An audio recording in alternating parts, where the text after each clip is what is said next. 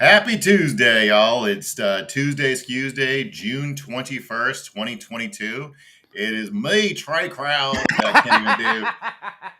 I was trying, I can't even do, Trey's accent is so intense, I can't even do his accent, even though I have to do it. Okay, but I would also like to teach you how to do it. That way you can do it later, because I do have a step-by-step format of how to do Trey's voice. Right. So here's what you do if you're listening at home. If you want to do an impression of Trae Crowder, first you have to start by doing an impression of Dr. Phil. Okay, you start there. There's your base.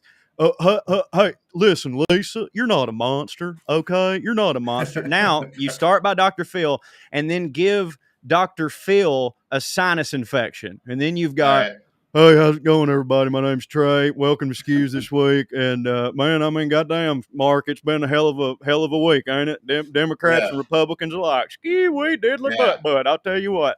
So there, that Dr. Phil plus sinus infection equals Trey. All right, that works. As you guys can see, I've got the wheel tonight, as it may be, and my co-host tonight is Wellroad's own Chief Hitting Officer, Corey Ryan Forrester, who's with me tonight. We're going to be talking about today's January 6th hearings. We're going to be talking about whether or not you should shoot. I thought this was a Marvel podcast. Whether or not you should shoot your political opponents and political allies. We're talking about milk fraud and some dumbasses. So let's get into it.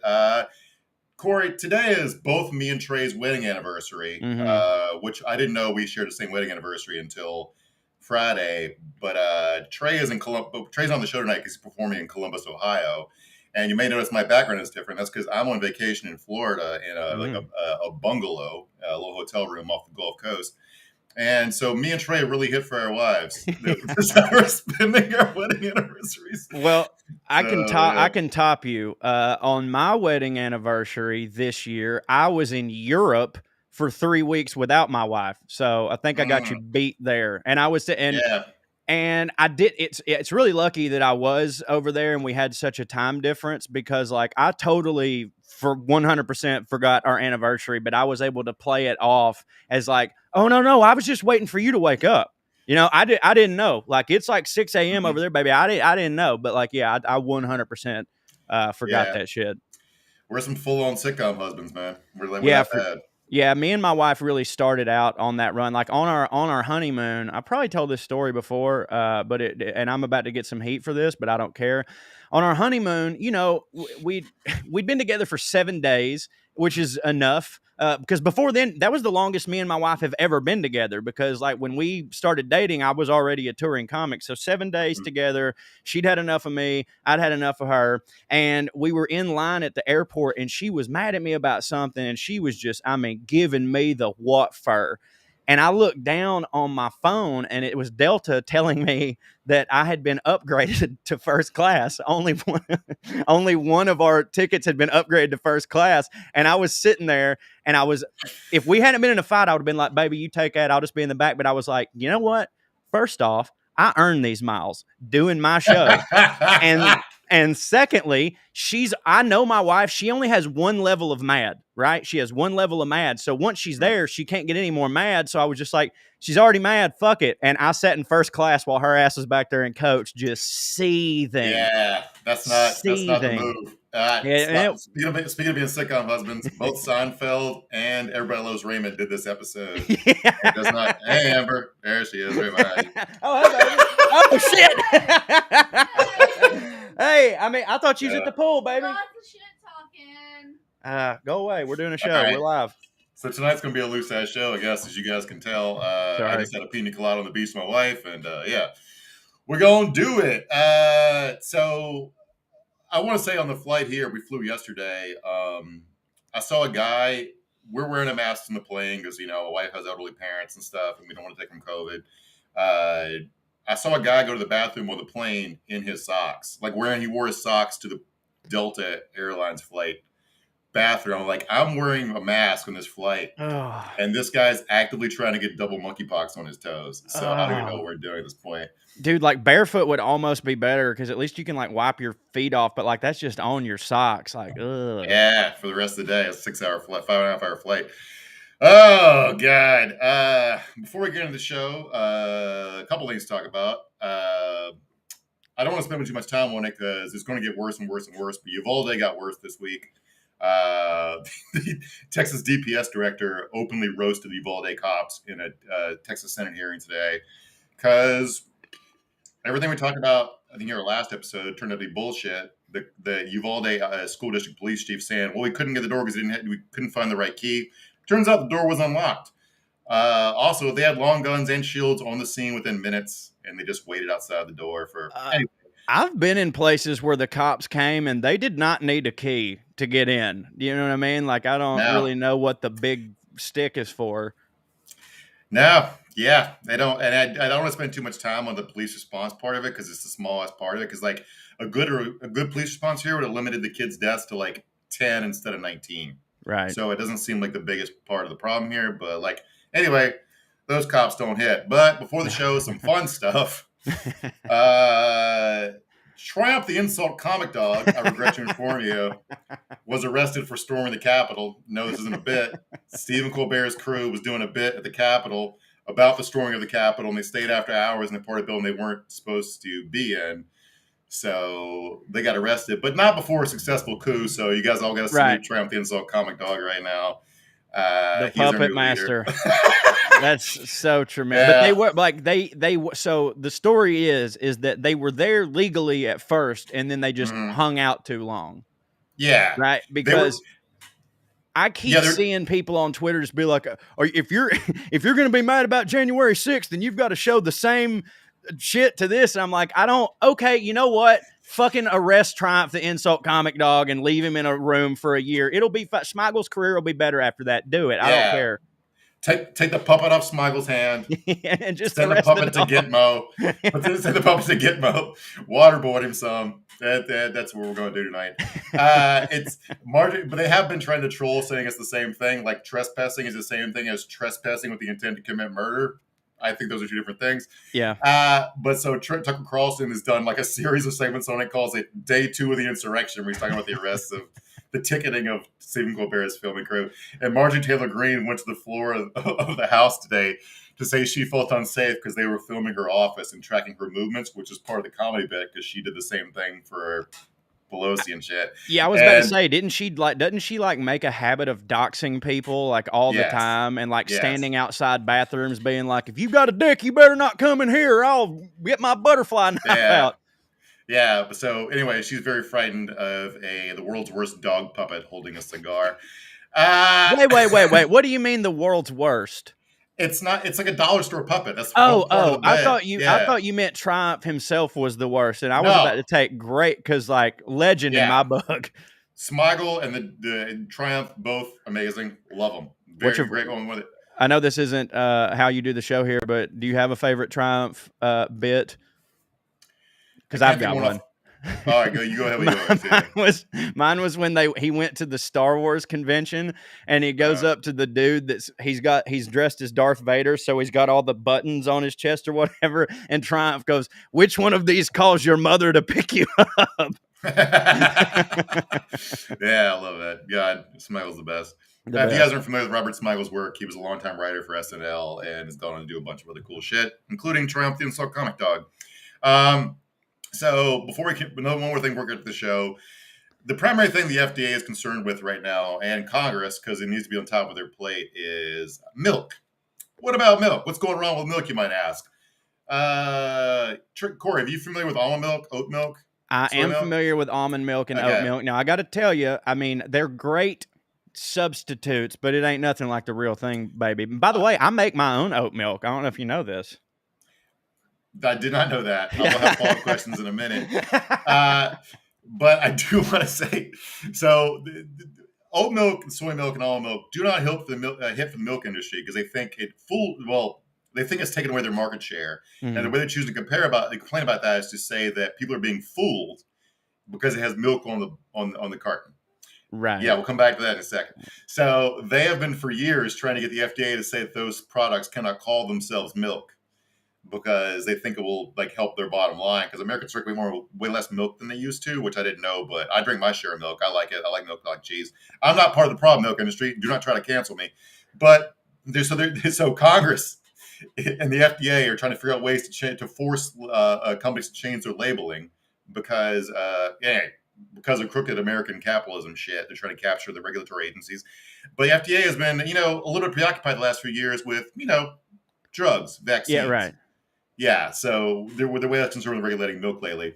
But this part really made me laugh. A couple of milk state senators, including Wisconsin Senator Tammy Baldwin and Idaho Rep. Mike Crapo, whose name always Crapo? Yeah, 12. I'm 12 years old. They're trying to pass this bill called the Defending Against Imitations and Replacements of Yogurt, Milk, and Cheese to Promote Regular Intake of Dairy Everyday Act. Now, they always try to name bills to make acronyms, right? Yeah, right. So Defending Against Imitations and Replacements of Yogurt makes dairy. Okay, that makes sense. Okay.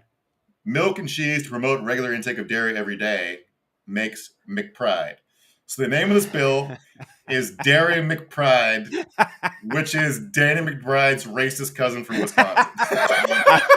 I was going to say a very culturally insensitive Irish character on Family Guy, but either way works. Now, I got a couple things here. Number one, you're never going to hear me.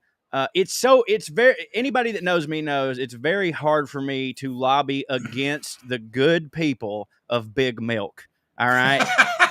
I love milk, but I got a couple things to say. One is, if you're sitting there and you're going to sit there and complain about the deception of almond milk and soy milk or whatever deceiving you as milk, well, let me tell you something about deception, Big Milk. You told us for years that if we didn't drink a half gallon of your shit every day, our bones would fall out like Sally Fields in that yogurt commercial. So, and now everyone where I live is 300 pounds, and it's because they're sitting there having a full glass of whole milk so that they don't roll their ankle at the farm, which, by the way, turned out to be bullshit, just like back in the day when Big Bacon, Big Eggs, and Big Milk got together to create the slogan, breakfast is the most important meal of the day, only because they needed to get their margins up because motherfuckers weren't buying enough breakfast foods. I'm on to you, you Hallmark shyster sons of bitches, and I won't stand for it. That being said, love what you do.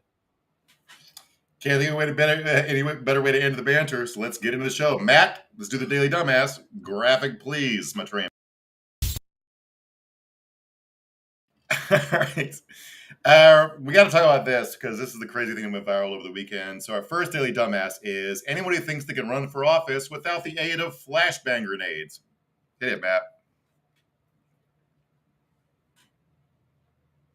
I'm Eric Greitens, Navy SEAL, and today we're going rhino hunting.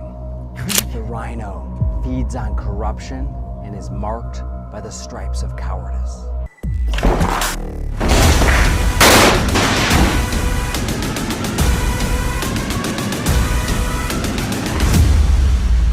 Join the MAGA crew, get a rhino hunting permit. There's no bagging limit, no tagging limit, and it doesn't expire until we save our country. Right. Them some bitches didn't need a key. Do you see that? No, they did not need a key. Yeah, you take a door, you call that dude. He should have been in Uvalde. So that's Eric Greitens, who's running for Senate in Missouri. And the thing that struck me about this is he's not threatening Democrats. He's not threatening to kill Pelosi and AOC like they usually do. He's threatening to kill other Republicans. And also, there's not an ounce of humor to that ad. Not one second of likeness.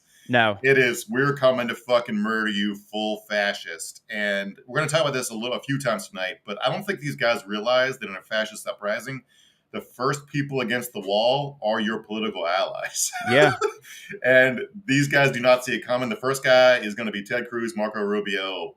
Yeah. So anyway, they should be more afraid than they currently seem to be, which is crazy. But let's talk about Eric Greitens for a minute. Do you have any commentary on the video before we get to who Eric Greitens is? Yeah, I do. Yeah. So definitely not all of y'all, but some of you may be familiar with some of my online work. And I created a character about 2 years ago, and he is running for Congress in Georgia, and his name is Jerry Mander.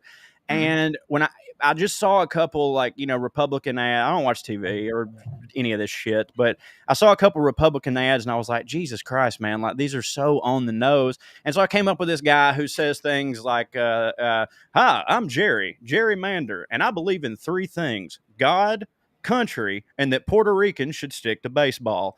And it's just peppered with jokes like that. And people kept like sharing it and going like a lot of people were fooled. They were like, oh my God, can you believe this? And I'm just like, guys, I ended up making the videos with me farting at the end, just so hopefully, and it still didn't work. It still didn't work. People were just like, what the fuck? I can't believe this.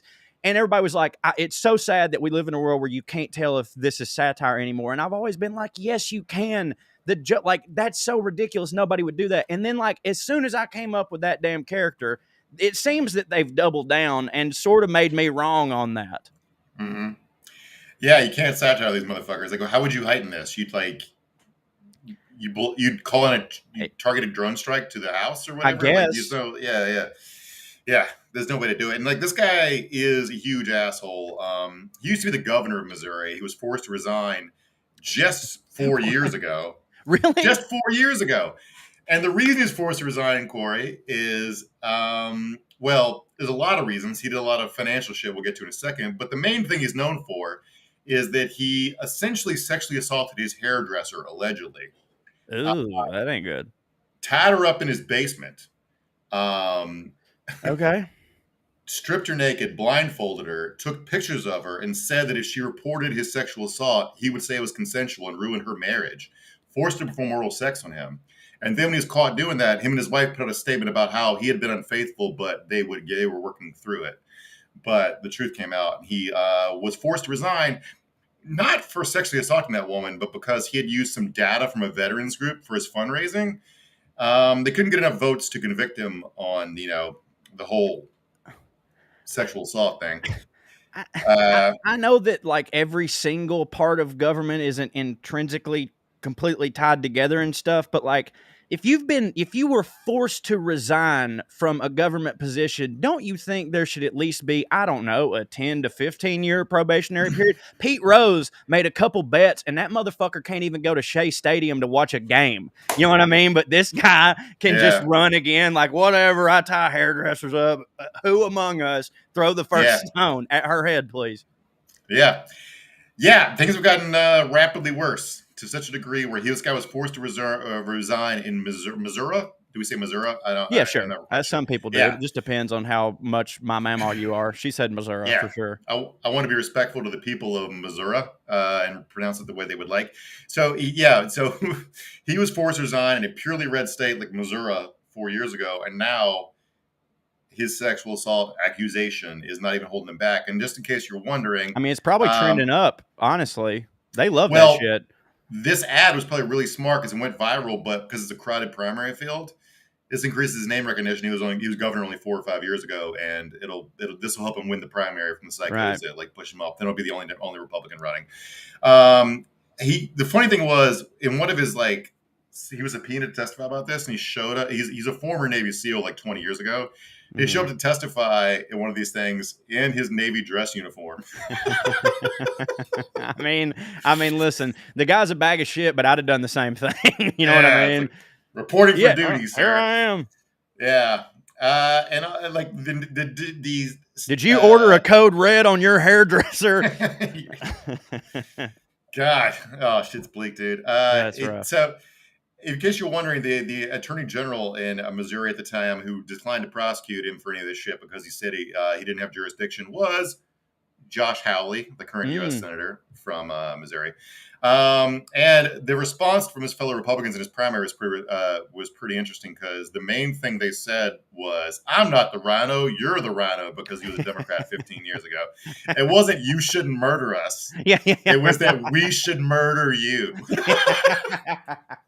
Look, man, you remember back in the day when not that gang violence hits now, it don't, gang violence is terrible, but when gang violence was super bad in LA, a lot of the cops would just be like, look, we just stay out of there because they're killing each other and whatever, and that's fucked up. But in this instance, I'm just let them go, you know what I mean? Let them tear each other's throat apart. I would love to see a mini war between rhinos, and I ain't a rhino, you a rhino.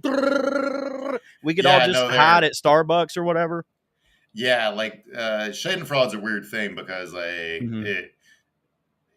like the people you're talking about who were gunned down in gang warfare in the 90s were just born into poor neighborhoods. Right, trying exactly. To get to work, even if Yeah, their work no, that was bad. Drugs. That was bad. I'm just saying, what I mean is, Yeah. though, that same logic applied to this, I can understand it in this situation where I'm just like, you know what? Let's not try to talk these Republicans out of like proximity mining each other at a MAGA rally. Like, I think that's fine. Yeah, let's give them all. Forget gun control. Let's give them all bazookas. Yeah, for sure. Shit. All right, let's moving on. In honor of Juneteenth, let's talk about this one. The next dumbass is aborted fetuses for not knowing the joy of gardening on Juneteenth. This is former Iowa Congressman Steve King, who blocked producer Matt on Twitter years ago. We'll get to that in a second. But here it is. I spent Juneteenth all day in the hot sun, hoeing and pulling weeds, and thinking about what it would have been like to have been a slave. At the end of the day, I thought about what it would have been like to be an aborted baby. I got to see the sunrise and the sunset. Fuck you, Steve King. I don't have a lot smart to say about this except fuck off and die. Bro. No, bro. He's comparing. Yeah. He's voluntarily pulling weeds. It's so funny to knowing how many people quote tweeted that, thinking that it was like the absolute number one best take that they had ever heard in their life. Like, look, man, if you believe that abortion is murdering babies, I understand that you would like be pretty upset about that. And speak your truth, whatever, it's a free country, but like, you can leave slaves out of it. You know what I mean? Yeah. Like, you don't have on Juneteenth. Come on, do slave stuff the next day. Respect the holiday. Yeah, I mean, this is extremely bleak and stupid. The false equivalencies are throughout this. The one I pointed out is he's voluntarily hoeing and pulling weeds, which I have also done in my dad's garden. My mom spends her Mother's Day doing this in her flower beds. It's like, this is fun for people. It hits. People like gardening. People do not like being slaves. Second thing is, aborted babies don't know they're aborted. They did not exist. They don't know they don't exist, and not existing seems ideal to me right now. Oh, dude, aborted babies. I've never been more jealous of a group of I can't say people because then I'm on their side. Yes, but a group of tiny little things. I've never not like. Yeah. I didn't ask to be born. I can't tell you that there's a day that goes by that I wish I wasn't. And so for that, I say abort every baby. Let's stop with us. We don't need to go on any further. And not to, this will be the bleakest thing we talk about this show, but there were people who had the choice between being a slave or existing, and they chose, or not existing, and they chose not existing. I'm talking, of course, about the people that threw themselves off of slave ships, or one of the books they're trying to ban in all the schools about a woman who was a fugitive slave who was about to be captured, who murdered her own daughter instead of letting her be returned to servitude. So this is not hypotheticals for people who lived through it. Fuck you, Steve King. You're a piece of shit. Are they banning the book because they're like, well, it talks about murder. We can't have that.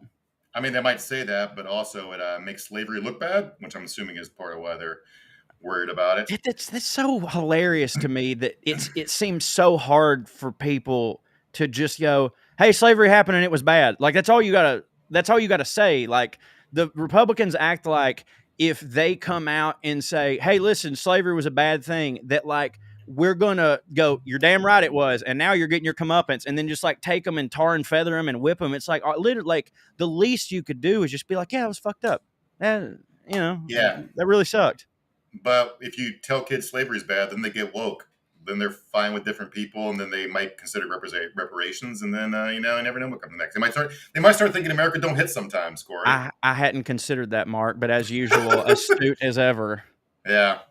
Matt, programming note. Let's skip to this last dumbass so we can get to this segment. It's to the Dr. Oz one because this really, really hit for me. So, Dr. Oz, the next dumbass is going to be Dr. Oz for trying to cosplay as a regular person, as a hardworking blue-collar dude.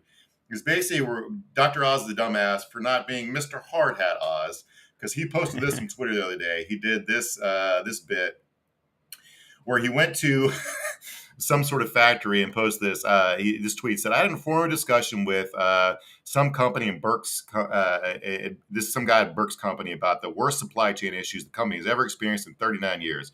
We need to stop Biden's war on American energy and allow our communities and businesses to thrive again. I'll be the voice for you in the Senate.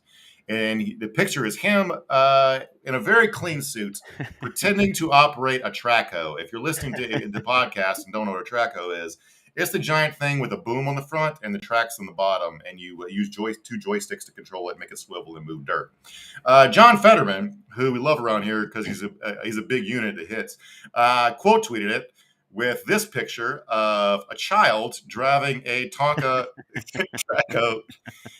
And apparently that hurt Dr. Oz's feelings to the point where he deleted his original tweet. And that hit for me because that was a really embarrassing picture and nobody believes Dr. Oz has ever done a moment of manual labor and he fucking sucks. I do respect, though, that he was in a suit, sincerely, because, like, if he had not been wearing a suit and he was wearing, like, working man's clothes, we would be sitting here going, like, bullshit, that ain't how you dress. So, like, I'll give him that. He wasn't like George W. wearing the cowboy hat, being like, pew, pew, mission accomplished. Like, again, fuck him. But, he wore a suit. He at least was representing a little bit.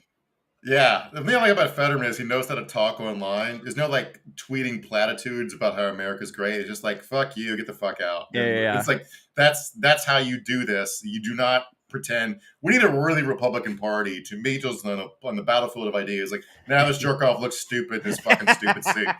That's it. That is it. That is it. I like that genre.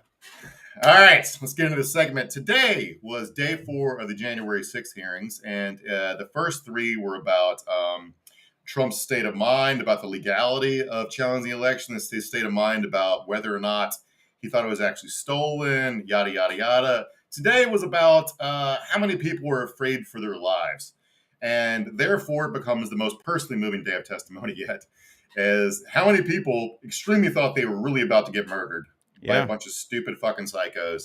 We're talking like state election officials, secretaries of state in Michigan and Georgia.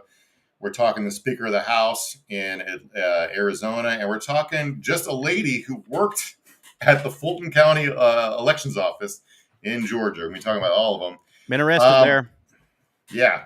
Before we get to that, I want to talk about, like, they call this January 6th hearings. And I talked last week about how I think that's a misnomer because the coup is the fucked up shit's way more wildly encompassing than that. And January 6th has been going on now for a year and a half. So we're going to talk about a couple examples of that before we get to the hearing. So let's talk about an update of one of Trey's favorite characters in all this. He loves his name because this guy was involved in attempting January 6th coup. His name is Couey Griffin. Really? And yes. Boy, that is some nominative determinants right there, ain't it? That's what Trey always says, buddy. You guys most love the term nominative. We love it. We say it all the time. So Couey Griffin, who was the head of a group called Cowboys for Trump in New Mexico, got himself elected to an election commission in New Mexico. And a Democrat won a primary there, and he's refusing to certify the vote because the guy's a Democrat. He's openly admitted he has no reason to do this. But the funny thing is, Couey had to object to the certification from jail because he's in jail because he was at January 6th.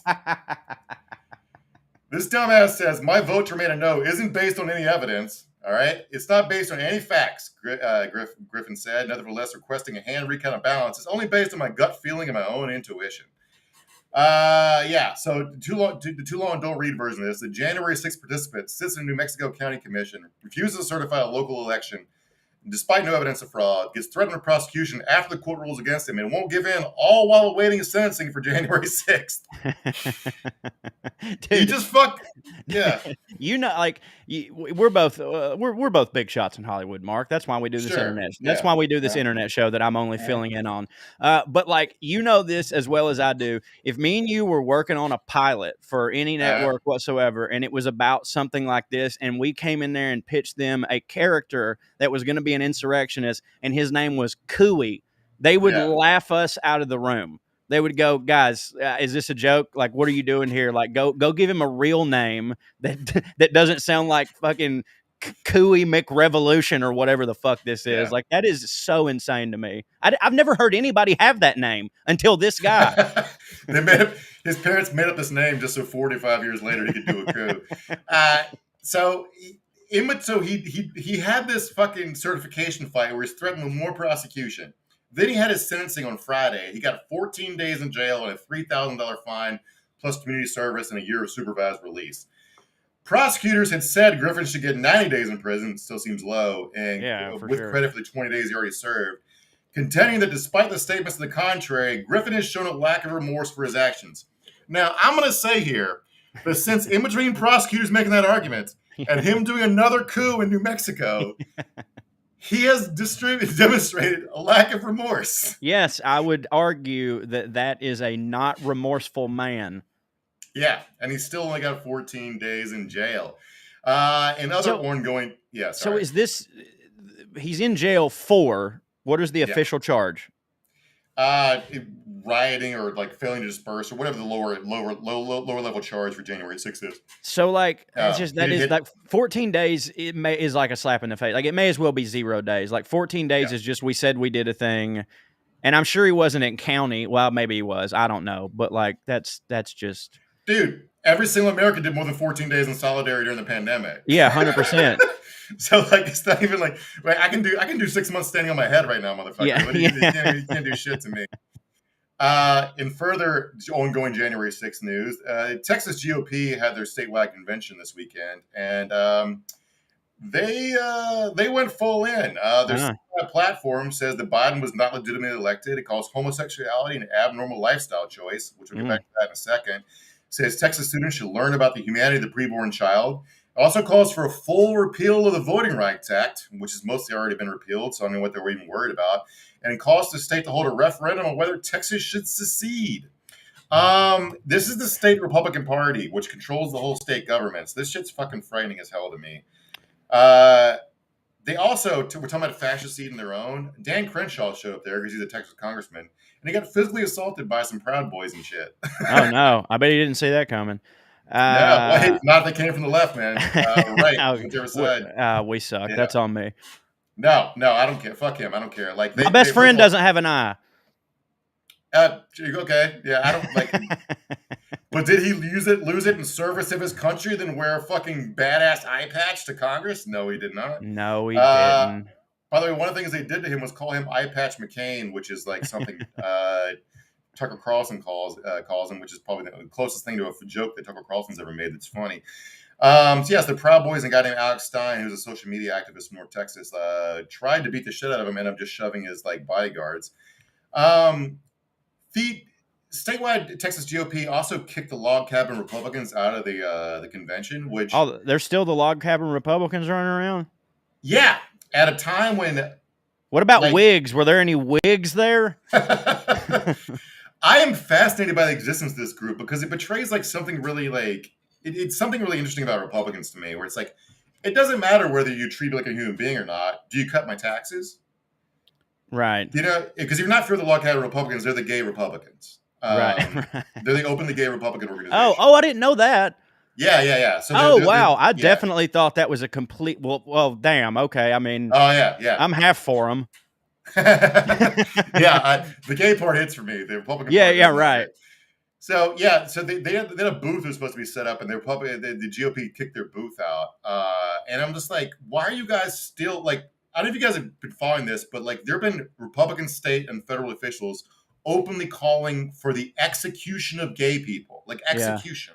Yeah. They've escalated really fast. It's gone from being mad about trans people to being mad about drag queens who, in certain parts of the country, do really campy like reading groups for kids at local libraries, which is like drag. If you guys haven't been to a drag show, you should go to one.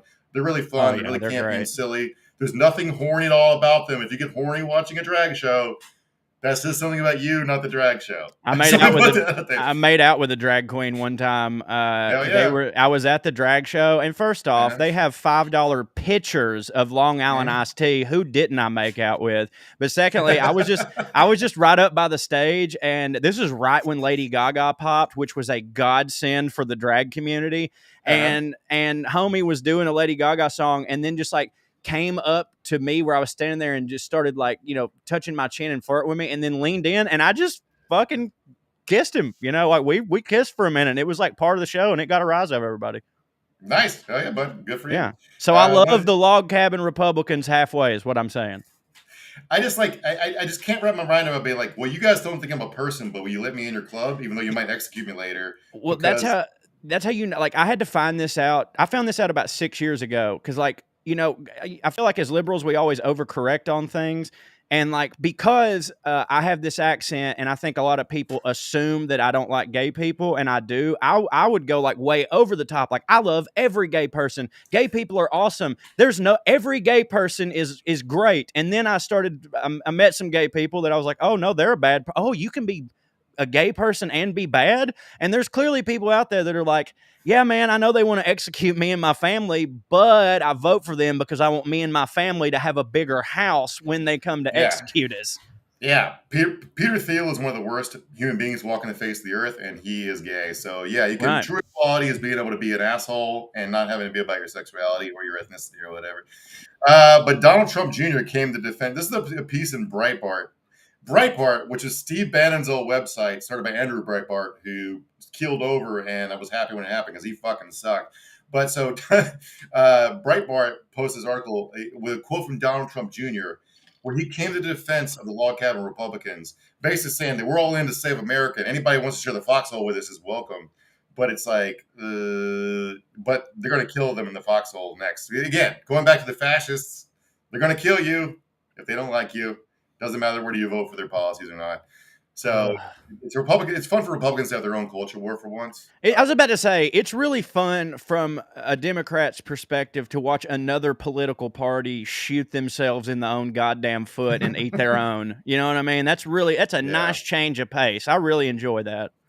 I think the math is Texas Republicans don't need any gay votes to win, so they don't give a shit. Yeah, right. But it's all it's all getting pretty bleak. Guys, look out for your gay, trans, and drag queen neighbors, because shit's getting pretty bleak for them lately. Yeah, man. Let's talk about today's hearing, because it was kind of a barn burner if you're a human being who has thoughts and emotions. There weren't a lot of big fact takeaways here. It's more like narrative takeaways about how close a bunch of people were to getting murdered. Because it was fucking bleak. I don't know if you watched any of it, Corey. I don't blame if you didn't. I only caught like half of it and caught up on the rest later today. Video clips. Yeah. No, I didn't. But I mean, if you're talking about like did they show some of the like OG footage? Today wasn't about footage. Today was about testimony from people who were like, I told the president he was wrong. And then people showed up at my house with guns. Right. No, I didn't watch any of that. And I've caught a fair amount of heat for it, because I didn't actually know that the hearing was going on the other day. And I was like, I guess everybody was in the middle of watching it, and I was tweeting about Obi-Wan Kenobi. And everybody was like, what the fuck, man? There's more important things going on. And I was like, not at my house, there's not. I don't know what you're talking about. But like, they were talking about the hearing or whatever. And I was like, oh, okay. And then it reminded me of that Bill Burr bit when he was talking about people that watched the NFL draft. And he was like, they're going to have the list up tomorrow. You can see it. And that's how I feel. I was like, they'll give me the highlights. I'll talk to Mark. It'll be fine. You don't have to be as unhealthy as me. And I watch the hearings to do this show to tell you guys what they said. So, you do this show. Like I watch The Crown back to back to back. I have a show called Putting on Airs about fancy things. We all sacrifice for our art. Yeah, this is my fourth job and my saddest one, but I do it out of love. We do it so we can make the equivalent of one Republican's paycheck. All right? Yes, exactly. So one of the first guys to testify was Rusty Bowers, who's the Republican Speaker of the Arizona House, and he was lobbied by a Republican congressman named Andy Biggs that morning of January 6th to support certifying the state's electors.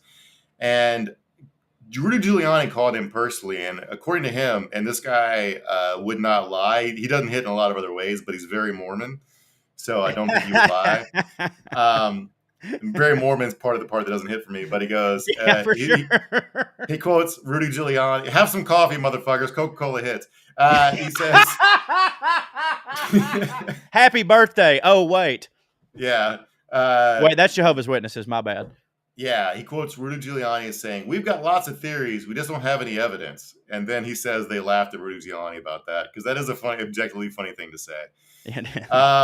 And so the fake elector thing came up too, and this part about, I think Matt called it the video about the Michigan electors. Let's just watch this, and then we'll talk about it. By the Select Committee indicate that instructions were given to the electors in several states that they needed to cast their ballots in complete secrecy.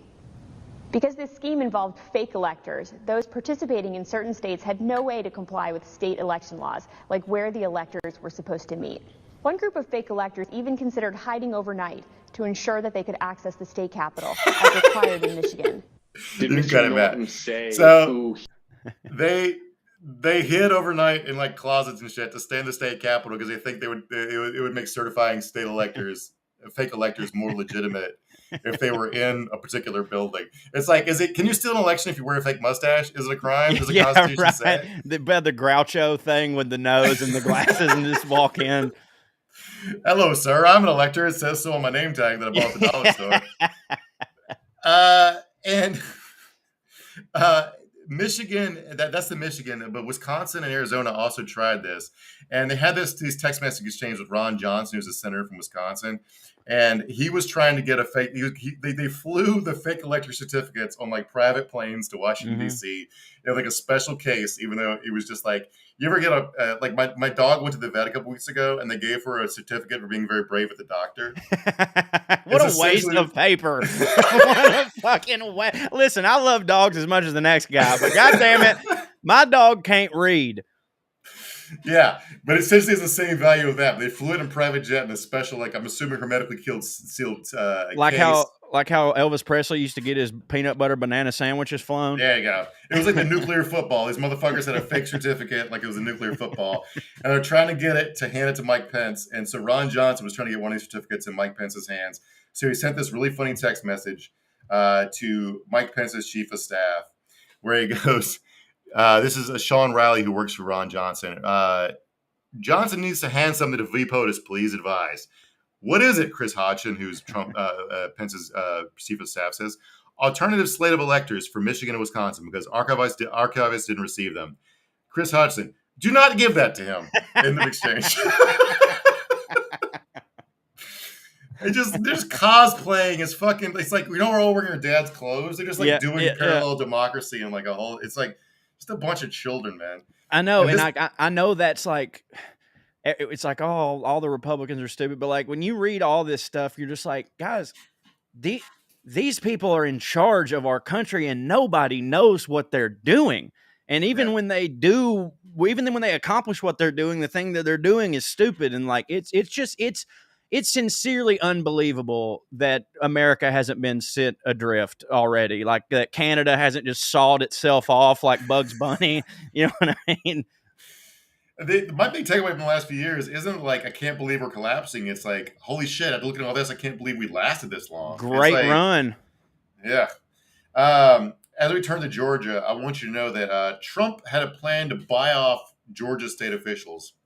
And it is hilarious because it essentially revolves around hats. Matt, let's watch this video clip real quick. I like your truck stop drink holder there, Corey. Oh yeah, thank you. Shameless promo for Buc-ee's. The president on this call doesn't stop here. Let's listen to another part of the conversation between President Trump and Ms. Watson. Anyway, but whatever you can do, Francis, it would be, it's a great thing. It's an important thing for the country. So important. You have no idea so important. Well, and I very much appreciate it.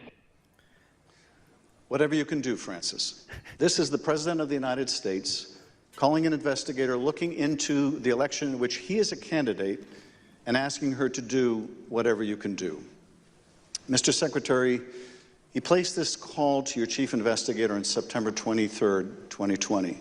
The Select Committee has received text messages indicating that Mark Meadows wanted to send some of the investigators in her office, in the words of one White House aide, a shitload of POTUS stuff, including coins, actual autographed MAGA hats, etc. Autographed MAGA hats. That trying to dude buy an election. Yeah. That dude has the look and the energy of Jim Downey from Billy Madison when he goes, what you have just said is the most insane, nonsensical, whatever. And he goes, and we're all dumber for hearing it. Yes, very much that guy. And Adam Schiff. Adam Schiff's not known. Adam Schiff, much like me in Hollywood, is not known for his charisma.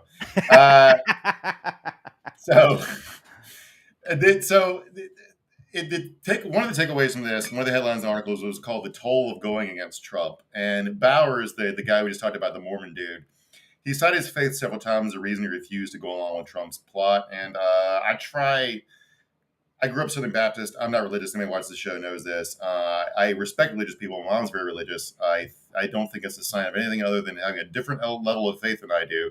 But I do find this, he says, it is a tenet of my faith that the Constitution is divinely inspired. It's one of my foundational beliefs. He was crying when he said that, so I respect that. I just don't understand how you get to that point, but whatever.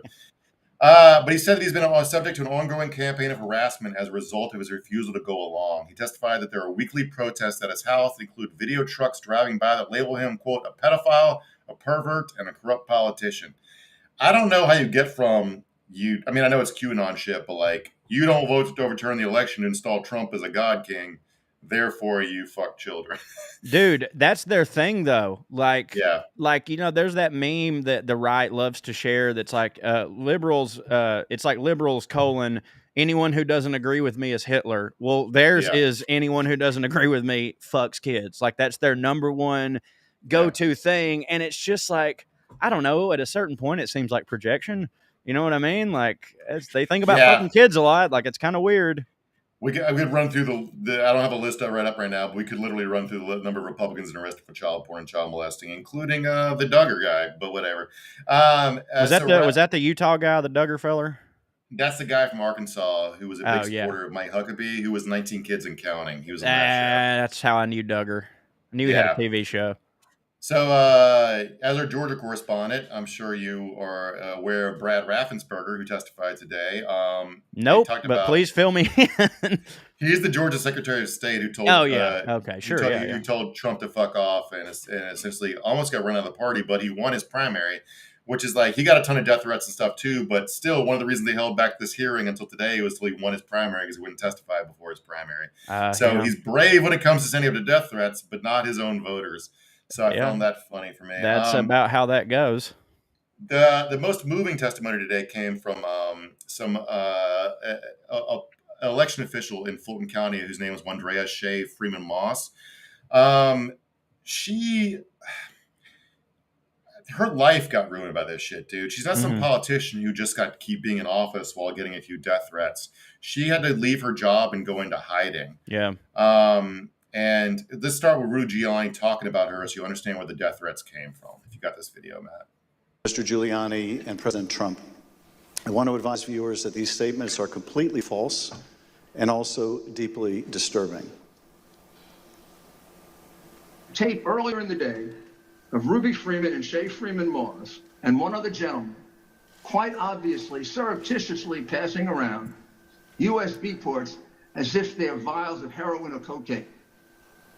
I mean, it's obvious to anyone who's a criminal investigator or prosecutor, they are engaged in surreptitious illegal activity again that day. And that's a week ago, and they're still walking around Georgia lying.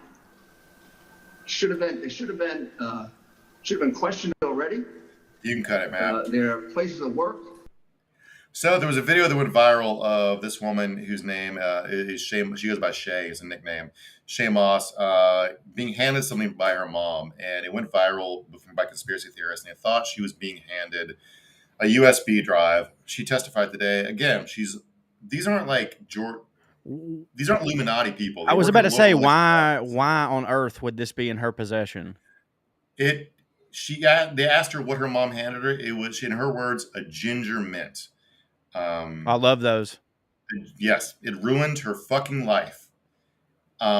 She went to hiding. I'm skipping ahead, Matt, because we're running behind. You said the next video we're gonna play is the one I highlighted for you in the outline. Her mom testified in front of January 6th too. They mentioned her mom, Ruby Moss. She goes by Lady Ruby. She's one of those local neighborhood ladies. Mm-hmm. She ran like an online boutique. She showed up at the committee hearing for her deposition with like a purple wig and bright blue glass frames. She's a cool lady. She managed to plug her store. She's like, I'm a small businesswoman. And she ran like Lady Ruby's boutique for women who have eclectic fashion sense. She managed to plug it in the thing. Like, I love this lady promo. so much. I love that. And she says she's in hiding. She won't even tell people her name when she meets them because her name is like dirt in Fulton County, Georgia. She's afraid she's gonna get fucking murdered. The FBI made the whole family go into hiding. Some MAGA dudes kicked in Shay's grandma's house's door, raided her house, said they were doing a citizen's arrest. And then this is what, here's Shay herself talking about her death threats. Yeah. Those horrible things, did they include threats? Yes, a lot of threats, wishing death on me, telling me that, you know, I'll be in jail with my mother, and saying things like, be glad it's 2020 and not 1920. Yeah, you can cut it there, Trent. That's a lynch threat. Yeah, I was about to If you guys say, aren't like, from the South. which is wild that because like most of the time the type of person who would say a thing like that is also the type of person that like hand waves lynchings as like propaganda and stuff. But like, Yeah. this is the person being like, you remember what we used to do to y'all? Like, that's just such a like. There's so much in that's insane. It's also, they talk about how conservatives are more honest and they do death threats than they do school stuff. Like, Exactly. Conservatives that's critical race theory that he's teaching right there. Yeah, if you tried to say that they did lynchings in 1920 in a textbook, they'd say that's anti-American. But here's a racist saying we did lynchings in 1920. Mm-hmm. And part of her testimony is really heartbreaking. Is like literally she said she doesn't work there anymore. Her mom doesn't work there anymore. Literally nobody who worked in an office works there anymore. They all left because of all the death threats and stuff. So I have no idea if there's anyone trustworthy or not who's committed to the actual democratic process who works in the Fulton County election office anymore. So this shit fucking worked. It worked. So like we talk about January 6th being ongoing. This is what I'm talking about. And this shit, like, you know, like my sister volunteers at a poll at our local polls. And she's just a school teacher who does this shit in her spare time because it's like part of her civic duty. This is all these people are doing. And they're getting death threats for it. Right. So she gets handed a ginger mint, and then meanwhile, shit tits from Missouri gets to run again after tying a lady in his basement. Look, I'm not saying anyone should get death threats. No, of course not. If we're ranking the people that should get death threats, she's low. Yes, she's low on the list. Yeah, for sure. Looking forward to speed running through this because I prepped too long of a show today, and me and Corey got carried away hitting about. That's my fault. No, we had fun talking about anniversaries, but it's nobody's fault. And honestly, if you guys want more news, it's everywhere. So, so Politico has a scoop today that apparently Trump had a documentary crew following around during all this. No one knew about it, so they subpoenaed the footage. They literally got it all on tape. Oh God. So that's going to be really funny if they can get a hold of that footage. The next hearing is about the wild ass shit going on at the Justice Department. Speaking of the Justice Department, the New York Times had a really annoying ass piece the other day, front page by Maggie talking about how hard it's going to be to convict Trump because no one can understand his state of mind, as if he's complicated, as if like we have to know whether he believed the election was stolen or not. Here's the thing: if I steal my grandma's Social Security check and cash it, no one asks me if I knew it was illegal. Right. I go to fucking prison. Of course. Of course. Why is white collar crime presented as so complicated? I know. Like, I didn't know I couldn't do that. Like they do that all the time. There have been a bunch of debunkers being like, it doesn't matter whether you thought it was just to overthrow an election. You cannot overthrow elections statutorily. So like, it doesn't matter what your state of mind is. So whatever. Anyway, so the article was full of shit on a lot of grounds, but just in its own belief system, fuck you. Poor people don't get that credibility. They literally execute people whose brains don't work good. So I don't understand, like, if you're smart enough to be the president of the United States, and I don't think he was, but he was. Right. You smart enough to be convicted for whatever crime you did. Like, you should have known. If you don't know the law, you can't be president. So those things can't exist in the same fucking universe. So yeah, I was about to say double-edged sword there. Like, either you didn't know, which means that you were not qualified to be president, or you did know. But either way, again, like, trust me, I've gone through a stop sign that I didn't see. You know what I mean? But it didn't mean I didn't run the goddamn stop sign. Still did it. And if a cop pulls you over, you're getting that fucking ticket, buddy. 100%. Yeah, unless you get like OJ's legal team, you're not getting out of that ticket. Yeah, 100%. After a week of being hailed as a hero, Mike Pence on Monday, literally yesterday, says he doesn't want to let January 6th to distract from their failed agenda and praise Trump's record. Like, what a bitch. I mean, what a bitch. He talks about how we parted amicably. This is a guy who cheered on a crowd chanting that he should be hanged. There's no more cucked person in the world. Dude. Let's watch this video real quick and then make fun of him some more.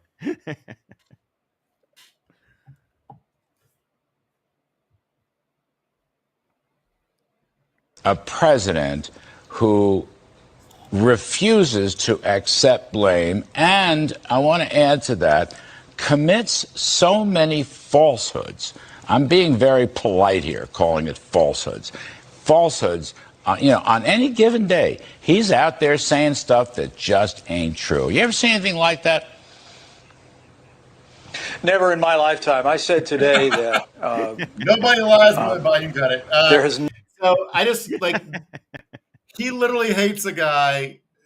Biden governs to the right of George H.W. Bush. I know, he's dude. the most left-wing president we've had since George H.W. Bush, but we barely like him.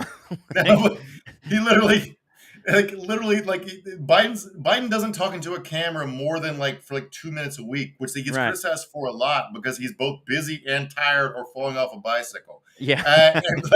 So Trump would ramble for hours on camera. That's by virtue of real estate. Trump lied a lot more. Forget him being stupid or whatever. Right. He just and more narcissistic and more of a sociopath. I said a lot of bad things about Biden. I do not think he's a bad person. I do not think he means to be mendacious, or he doesn't he's not trying to overthrow the government. He's not trying to enrich his family, no matter what bullshit they spin about Hunter Biden. That's pretty much the list of nice things I can say about him, but I don't think he's a bad person. And they're like, he's the most evil guy to have the fuck. It's like one speed, man.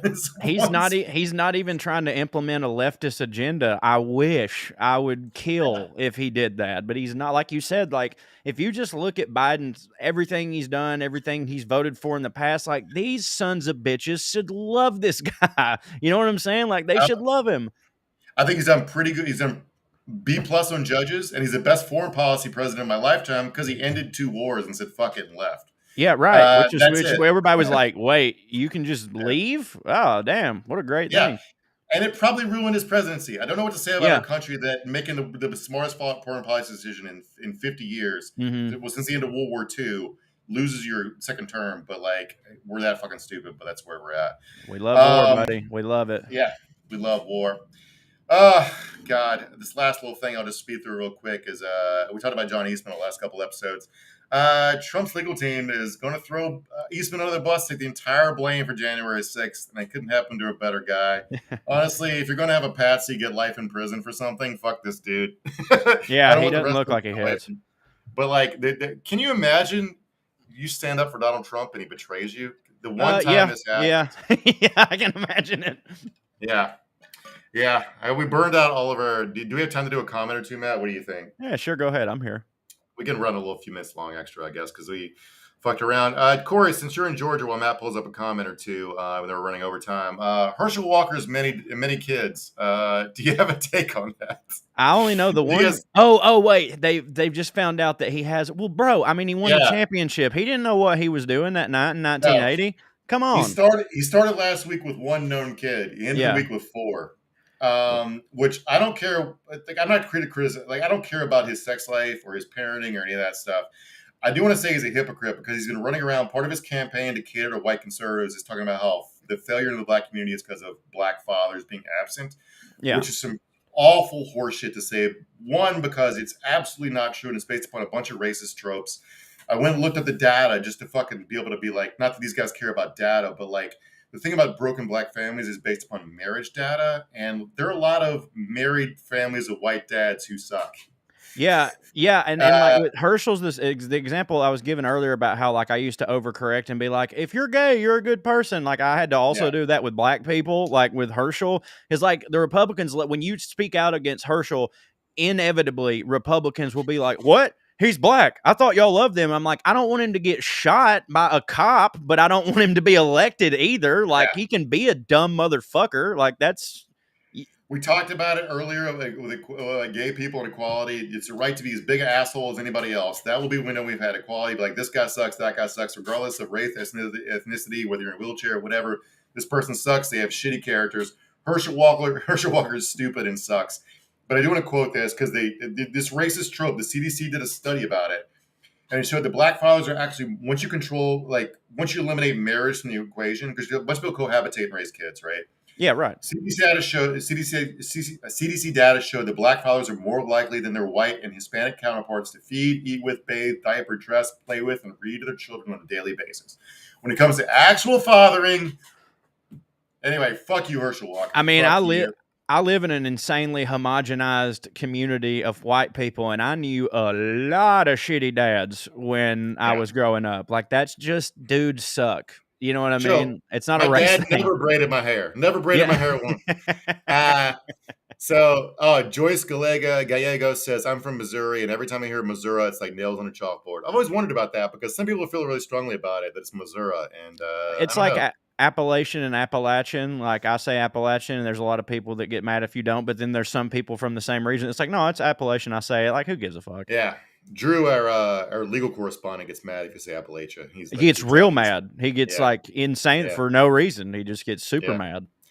I'm from the town I went to high school in. It's called Appomattox, Virginia. It's where our nation reunited, aka where the Civil War ended. Yeah. And one time I was watching Jeopardy, and the question to the answer was, "What is this little Civil War town where the Virginia town where the Civil War ended?" And the person answered Appomattox, and the judges said it was wrong because the correct pronunciation was Appomattox. Dude, fuck Jeopardy for that. Like, that's semantics. But it's Appomattox. Yeah. I'm from a Civil War town. I have forgotten more about the Civil War than most people know. I've never once heard it pronounced any other way than Appomattox. Yeah. I lived maybe the Indian tribe the town was named after was named Appomattox, but maybe nobody. They're all dead because white people don't hit. And no, white people don't hit. There you go. Before we forget, let's plug Corey's shit.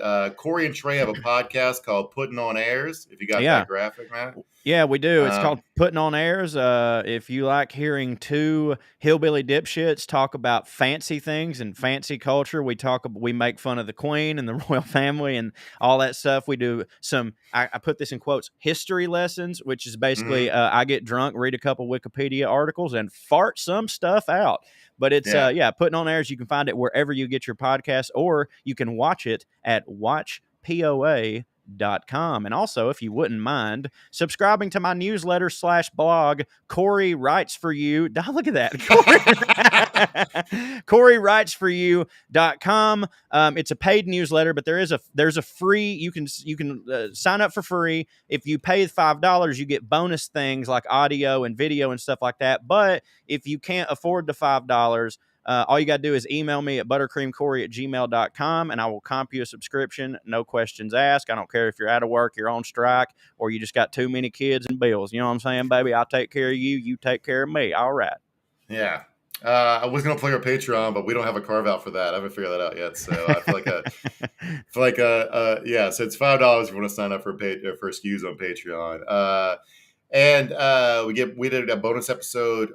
We taped it on Friday. We didn't drop it yet because we thought maybe we would have to drop it today if my Wi-Fi wasn't good enough in my hotel as a substitute episode, but that'll be coming soon. That was about inflation. I do want to, before we go, if you have that graphic that Corey made for today's show where he replaced Trey, I just really want to show the crowd that because it was a full-on coup, buddy. You did it. You usurped him. Oh yeah, I was gonna Photoshop some balls in my hand, but I'm not that talented yet, dude. Thanks for having me, man. I had fun. Yeah, thanks for coming on. I want to apologize for being a little intoxicated. I was on the beach all day having a pina colada, and it's my wedding anniversary, and I had to spend it alone with Corey and you guys. That's how serious of a personality you are. I had no idea you were drunk at all. Oh, really? I feel like I can't talk right now, but no. I can't ever talk. And usually when I come on this show, I am more than half in the bag, so no need for an apology. All right. Well, thank you guys for tuning in. Like, subscribe, hit the Patreon up, subscribe to Corey's website, listen to Put On Airs. We'll see you guys next Tuesday, and we should have a bonus episode dropping this week, I think